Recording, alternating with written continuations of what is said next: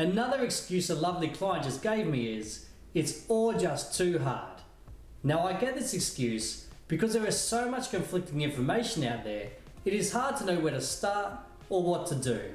And not only that, creating a routine, prepping your food, following recipes, waking up early to exercise, exercising after a long exhausting day at work, driving to exercise, and the list can just keep going on and on. It can all just feel too hard. However, if you feel this way also, just know that it doesn't have to be hard, and you should make it as easy as possible on yourself.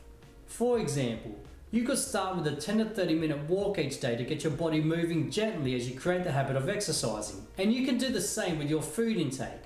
For example, instead of following recipes each night, you could start by purchasing pre-packaged calorie control meals so that the portions are taken care of for you, and all you need to do is pull them out, heat them up, and eat them. Alternatively, you could go to the supermarket and buy a packet of salad or vegetables, along with a roast chicken or tuna, and throw them all together and have a super quick and easy meal. Now, as you can see, it really doesn't need to be hard. So make it as easy as possible for yourself and just start.